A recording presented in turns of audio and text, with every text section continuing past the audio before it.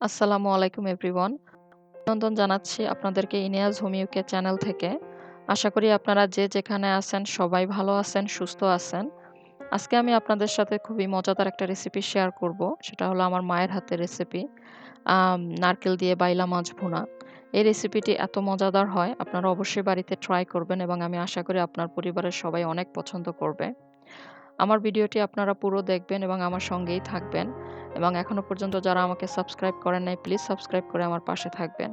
এখানে আমি ১ কেজি পরিমাণ বাইলা মাছ নিয়েছি এবং এই বাইলা মাছগুলা হাফ ক্লিন করা। তো প্যাকেটের বাইলা মাছগুলা নরমালি এরকমই হয়ে থাকে। তো আমি তারপরেও ক্লিন করে নিতেছি। স্পুন দিয়ে উপরের যে আঁশগুলা থাকে সেগুলাকে ফেলে দিচ্ছি এবং সিজার দিয়ে সাইডের পার্টগুলাকে কেটে নিতেছি।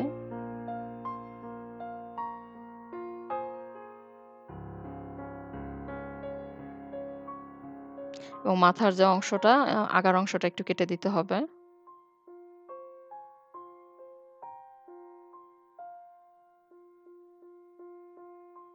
এবং ভিতরের যে ময়লা অংশগুলা সেগুলা বের করে নিতে হবে। তো মাছ পরিষ্কার তো আমরা সবাই করতে পারি। তো যারা নতুন রাঁধুনি তাদের উপকারের জন্য আরকি আমি দেখালাম। আপনারা ট্রাই করে দেখতে পারেন এভাবে ক্লিন করা। তো এই মাছের ভিতরে ডিম হয়েছে। তো আমি ডিমগুলাকেও বের করে নিতেছি।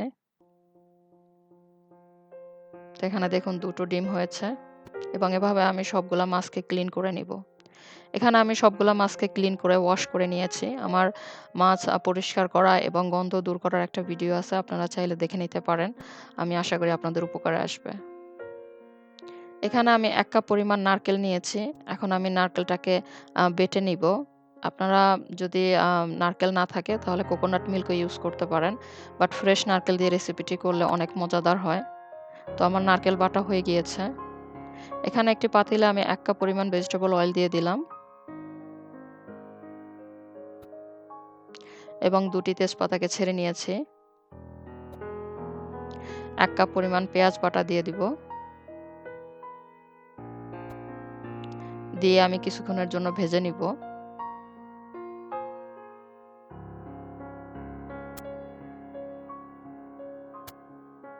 এখানে আমি কয়েকটা কাঁচামরিচকে কেটে নিয়েছি। দিয়ে দিব ১ টেবিল স্পুন রসুনের পেস্ট,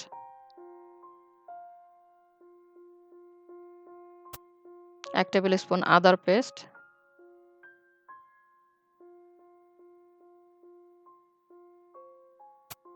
দিয়ে আমি আরেকটু ভেজে নিব।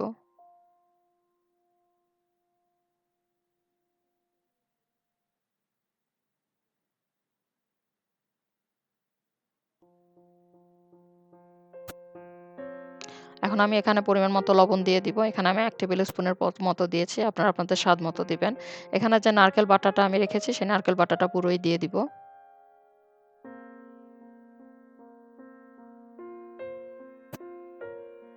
দিয়ে আমি সবকিছুকে মিক্স করে ভালোভাবে কষিয়ে নিব ৪-৫ মিনিটের মতো।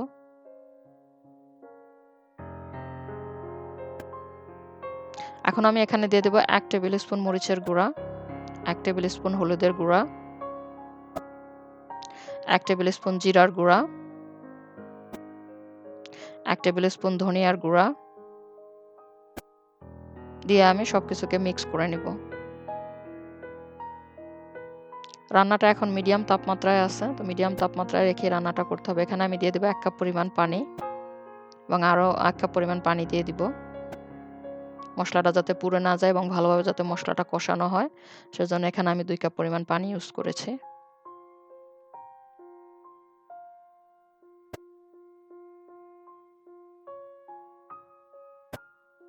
এখন আমি ঢেকে দিব মসলাটা ভালোভাবে কষানোর জন্য ৫ মিনিটের জন্য। ৫ মিনিট পরে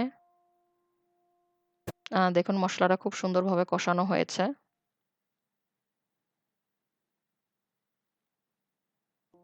মসলা যত কষানো হয় আসলে সব তরকারি খুবই স্বাদের হয়।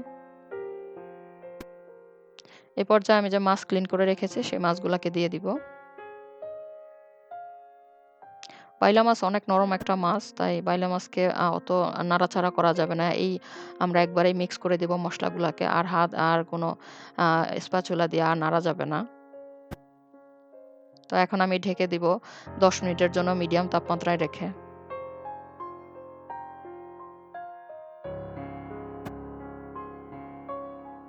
১০ মিনিট পরে দেখুন মাছটা অনেকখানি কষানো হয়েছে।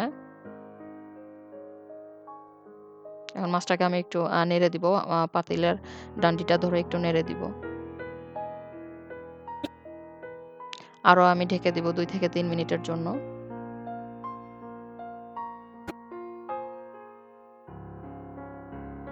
তো দেখুন ২ থেকে ৩ মিনিট পরে মাছটা অনেকটাই কষানো হয়ে গেছে। এখন আমি আর ঝোল করার জন্য আমি এখানে ১ কাপ পরিমাণ পানি দিব।